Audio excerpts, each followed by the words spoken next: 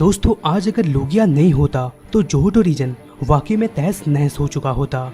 स्वागत है आपका दोस्तों स्क्रीन वर्ल्ड में और आज हम बात करने वाले हैं हिस्ट्री ऑफ पोकेमॉन के 5th पार्ट के बारे में।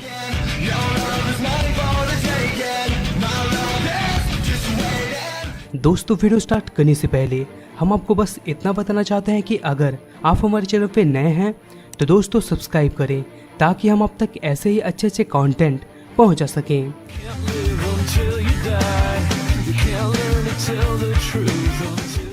दोस्तों ये हिस्ट्री वीडियो के लिए हम गेम्स, मूवीज और ऑफिशियल आर्टिकल्स को लिए हैं।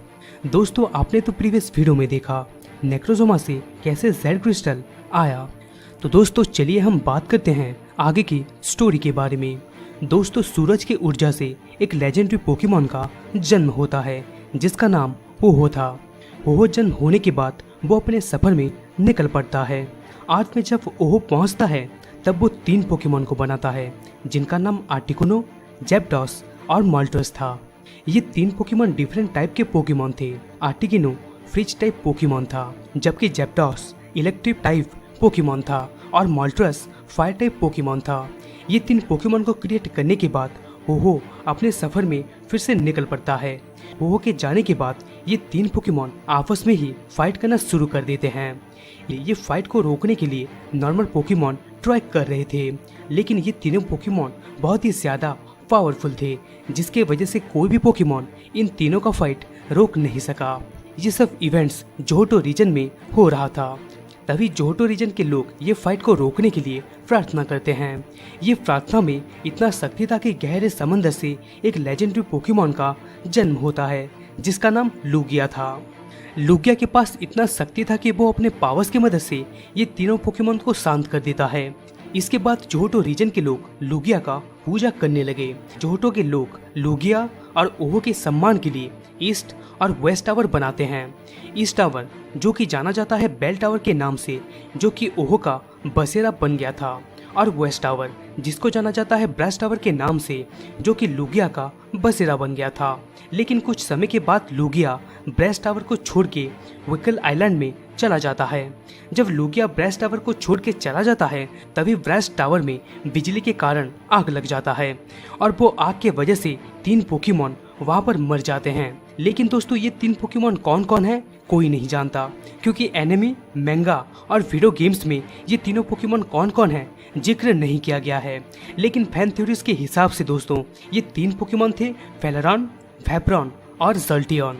जब ओहो एक प्योर हार्ट ट्रेनर को ढूंढने के लिए अपने सफर में था तब वो ब्रास टावर में फंसे हुए 3 पोकेमॉन को देखा और वो 3 पोकेमॉन को फिर से पुनर्जीवित करने के साथ साथ उनको बहुत ही ज्यादा पावर्स भी दे दिया।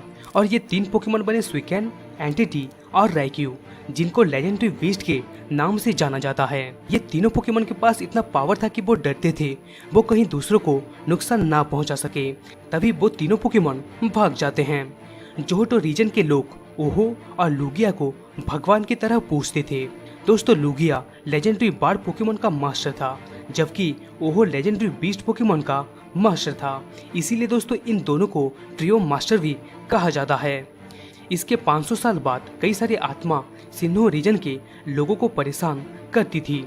तभी वहाँ के मंक्स ने सभी आत्माओं को एक साथ कैद कर दिया। ये सब स्पिरिट के मिलने की वजह से स्पिरिटम नाम के पोकेमॉन का जन्म हुआ और ये पोकेमॉन को मंक्स ने हॉल ऑफ टावर में कैद कर दिया। दोस्तों इसके कुछ साल बाद सिन्हो रीजन के अल्मोस्ट टाउन में लोगों के बुरे सपने की वजह से एक पोकेमॉन का जन्म हुआ जिसका नाम डाकराय था।